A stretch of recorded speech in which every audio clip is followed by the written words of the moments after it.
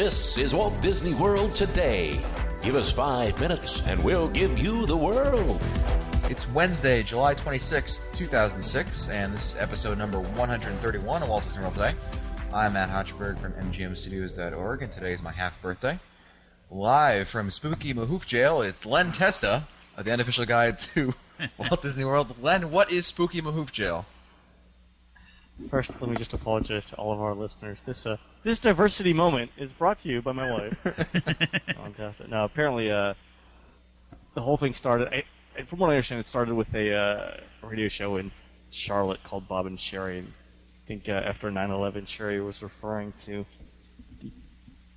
some terrorists and used that particular phrase, and I think it caught on, at least in the South.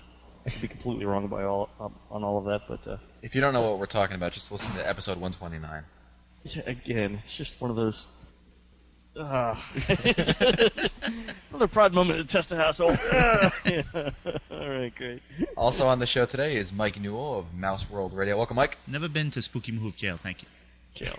It's Guantanamo, by the way, for everyone who hasn't figured it out yet. And Mike Scopa of MousePlanet.com is here. Welcome, Mike. You ever wonder what the backside of water looks like? A lot like the front side. Well, it's Wednesday, and we're answering your listener questions. And our first question is for Mr. Backside of Water himself, Mike Scopa. It comes from Angela from Connecticut, who writes to Mike, quick question for you. I detect a little bit of a Boston accent in Mike's voice. Does he pack the car and have it yad? Love the podcast and never miss it. Keep up the good work. Now, why would she say that? Originally from Greater Boston, went to school in Boston, worked in Boston, then moved to New Hampshire, where I am right now. I'm in New Hampshire, where I still park the car in Harvard Yard. Yep.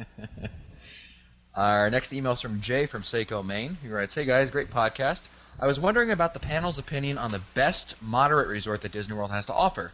This can be based on location, convenience, and Disney transportation, or just overall what the panel feels is the best moderate resort. I have heard that Coronado Springs gets high praise, but just wonder what the consensus would be among the panel. Thank you. Keep up the great work. I do like Coronado Springs. Yeah, Len, you're really high on Coronado Springs, aren't you? I'm high on life, but I'm also high on Coronado Springs too. Yeah, I like it tests really really well for room quietness. It did well in the lighting.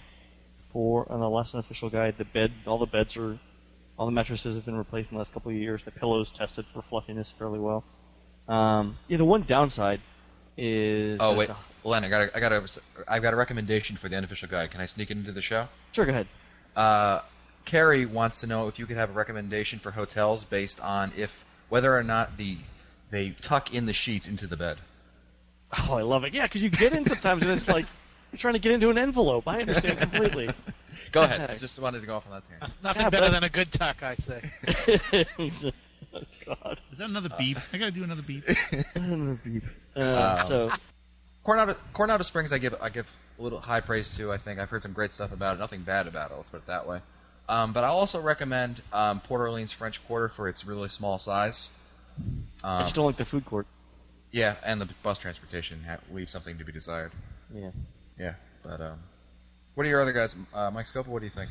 Oh boy, this is a tough one. I think that the three moderates all have a little bit of something that I like. I'd say that I like Port Orleans French Quarter because I just think I like the theming, and I really like the jogging area over there. I like running along the Saskaloosa River? Saskahula. Yeah. Saskahula, something. I really like that.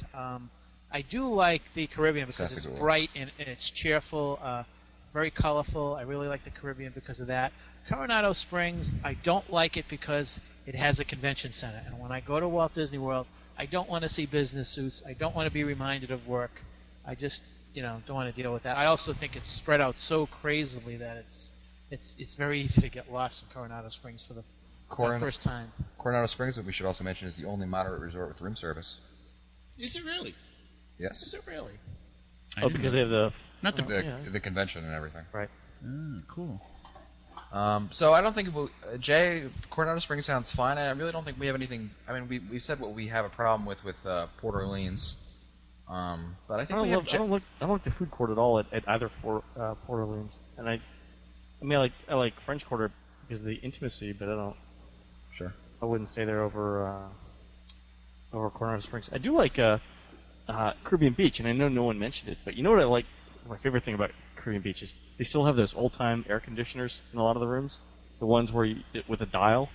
Not them newfangled ones that all you kids got with your iPods and your Xboxes and crap like that. This is where you actually had two knobs where you could control the fan speed and then the air temperature. There's a line there, but I'm not going to touch it. Yeah. So Len prefers to listen to a construction when he goes to bed.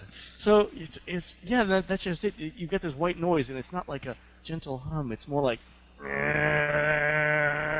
then every once in a while, for whatever reason, it'll I don't know if it's discharging out all the condensed water or something. But it'll go,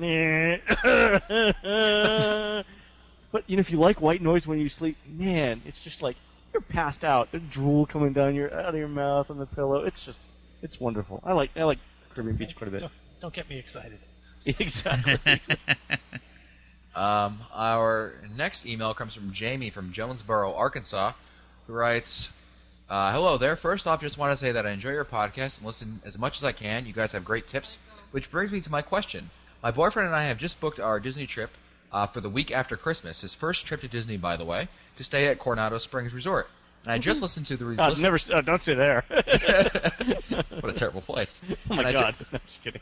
And I just listened to the listener question episode from this past week, which was probably like November, and heard a little tidbit about a teacher and nurse discount at the Swan, and just wanted to know what you guys knew about this and if it is available to any other resorts, or if it would be worth our while to change resorts. Because my boyfriend is a teacher and I am a LPN in RN school. Yep. I hope that makes sense. Nice licensed nurse practitioner, practicing nurse. There you go. Needless to say, we would like to have a buck whenever possible. Also, I know you talk about bus routes often, but we purchased a dining plan and are planning on eating at many different places and want to know how difficult it is to get to other resorts in the park from the transportation system. So let's first, Mike Newell, I think you have the discount information for the Swan, is that correct? Yes. According to the Swan, you can only book it through the Swan, so you have to call the Swan directly to book it. Their number is 888-828-8850, and let them know that you are either a teacher or a nurse. And when you get there, you're going to have to show identification, either identification from pay stub. Yeah, or pay stub. It has to be shown at check-in. So if you don't have that, they're not going to give you the rate. Currently, the rate it varies, but right now it's $139 a night for a regular room, which is pretty good for the Swalfen. The Dawn. Exactly. A little verbal shorthand for all you out there. for the Dolphin or the Swan. It's a pretty good rate, $139 a night. Yeah, I mean for that money, you really can't beat those rooms. Not at Any all. other discounts available at any other resorts? Not for a teacher or for nurse. Only the Swan and Dolphin. And Len, can you talk a little bit about the bus transportation? What's your findings for the Swan?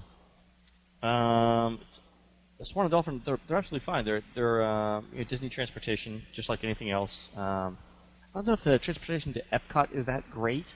I think they would rather they're encouraging people to walk. Yeah, exactly. Other than that, I think it's fine. Great. Our next email is from Jeremy Mayernick of Pittsburgh, Pennsylvania. Len's homeboy. Yeah, I'm sure Len loves him. Hi guys. Training camp starts Friday. Go ahead. I really enjoy your podcast. Thanks a lot for doing it. My next Disney vacation is in November, and since I am a Disney veteran, I have more of a comment that I wanted to run by you guys. When I'm at Disney World, I sometimes find it frustrating when I overhear other guests who misstate the names of attractions. Here are some examples of what I'm talking about. The correct name is Test Track, but he's overheard Fast Track. For Fast Pass, he's heard it called Fast Track. Innoventions, he's heard called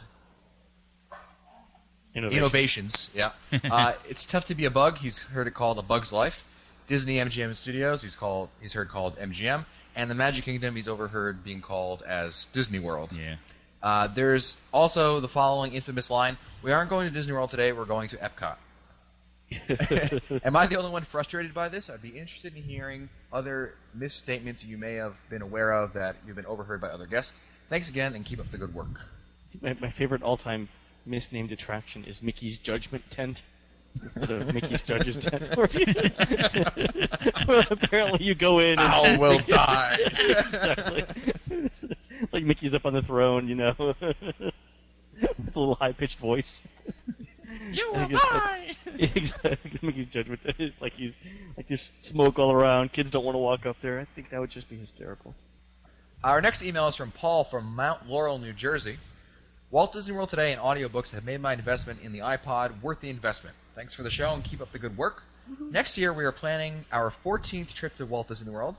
On this trip, we would like to bring our newest family member, our 1-year-old puppy. Can you please review the Disney locations both on and off property that will allow dogs and the Pluto kennels? Let's see. for once, that's actually scoping up. The kennels are at the TTC, which is for the Magic Kingdom. There's one toward facing Epcot, the entrance. It's to the left. Right. There's also one at the left of MGM Studios, and at the outside of the Animal Kingdom, but I don't know which side it's on. What an appropriate name for the Animal Kingdom.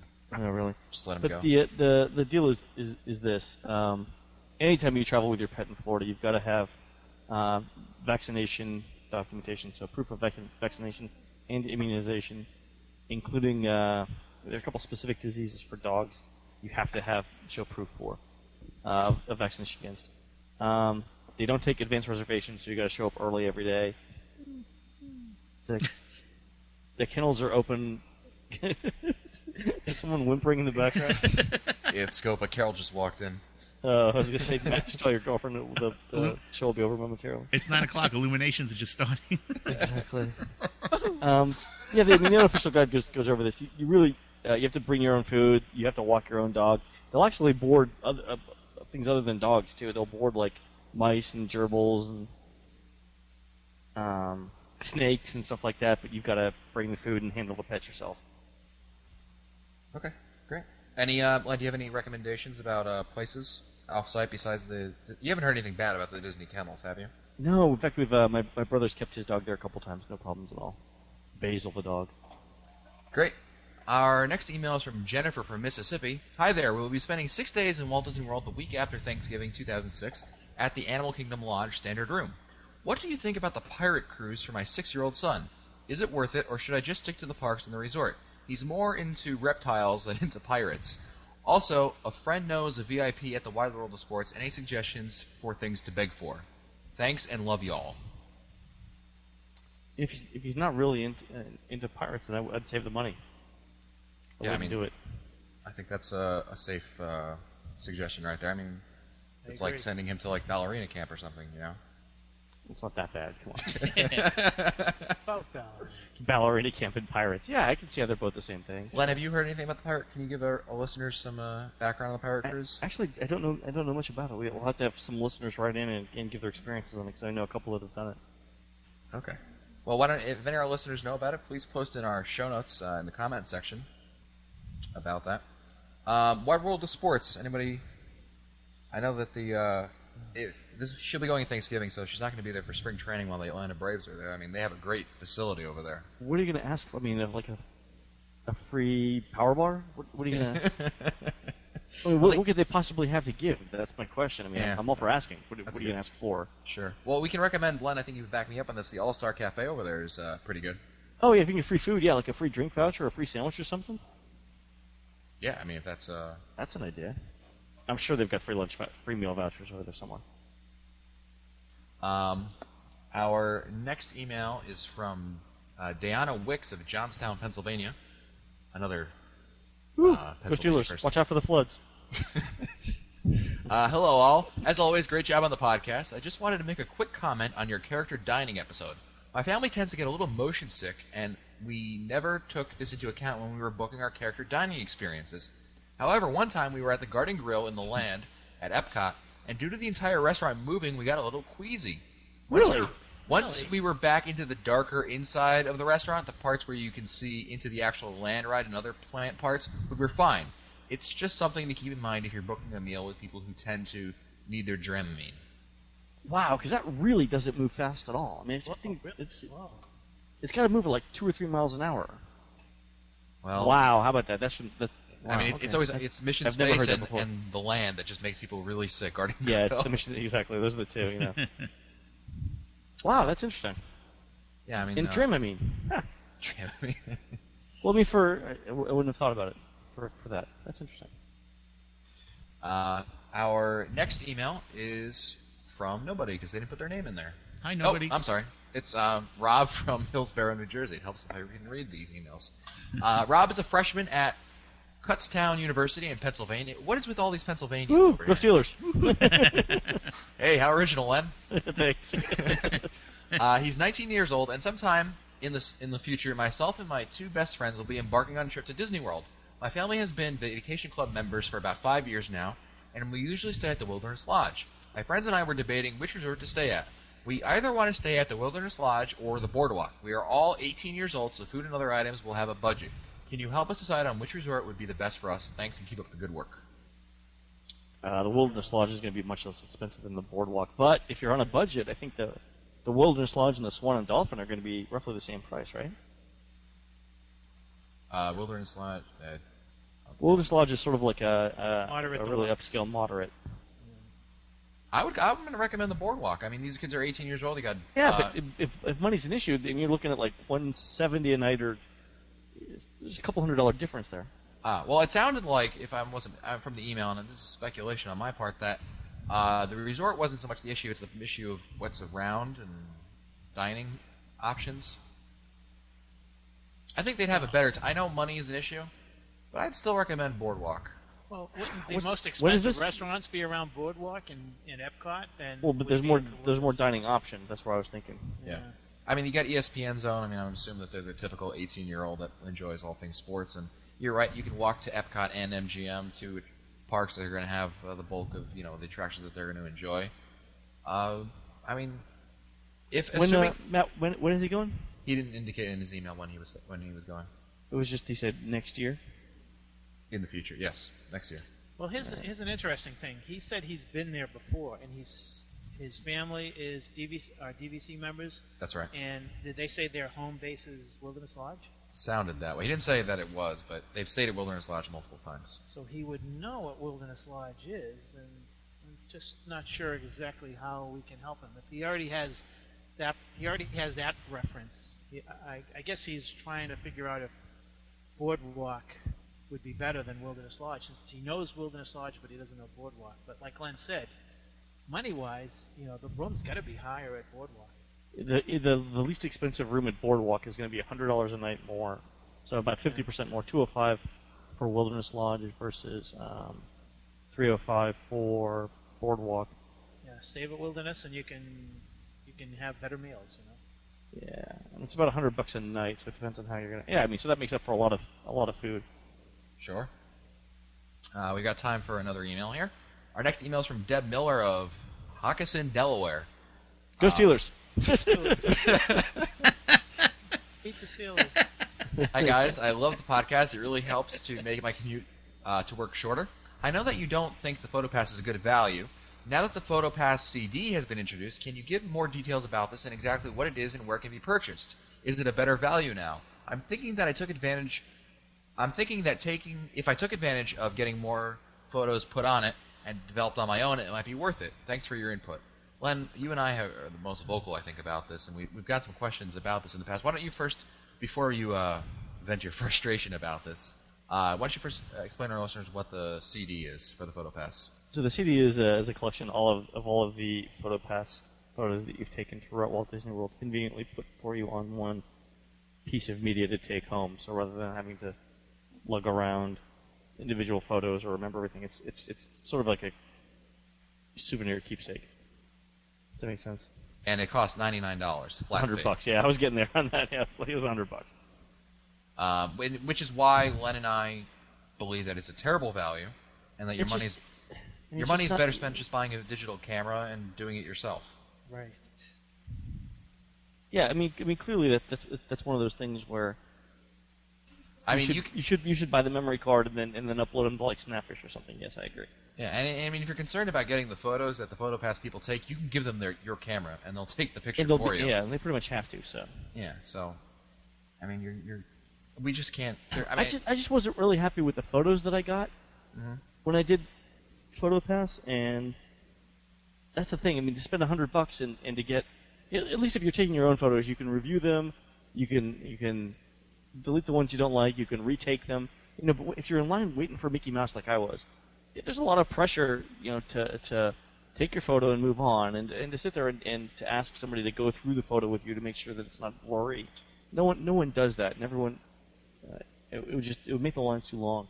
But I don't think that's an advantage at all.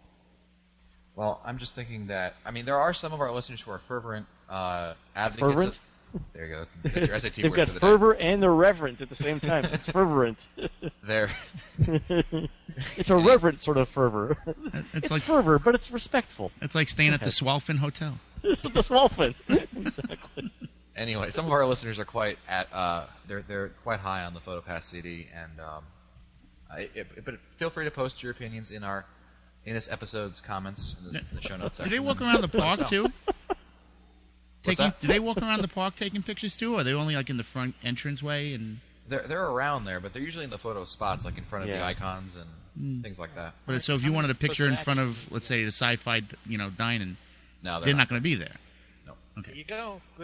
Good point, Mike Newell. Well, thank you. I applaud you for bringing that up. Thank That's you. all it is. In front of the Tree of Life, in front of the castle, in front of the hat. See, you guys have started in that. Yeah, it's just. You guys got them wound up, didn't you? If these guys were all And the over characters. taking candid pictures, fine, but they don't do that, so it's not. People, listen to me. Save your money. Here he goes. Buy a digital camera. All right. Well, once Mike Scopa takes his heart medication, we're gonna have to end the show early while Len gives him the shot right into the heart. It's just like in Pulp Fiction, right? And that's it for us today. This has been episode number 131 of Walt Disney World Today. If you want to find our older episodes, read our show notes, or send us your comments, you can visit the Walt Disney World Today website at www.wdwtoday.com. You can also email us at questions@wdwtoday.com. For Len Testa, Mike Scopa, and Mike Newell, I'm Matt Hochberg. We'll see you on the next show.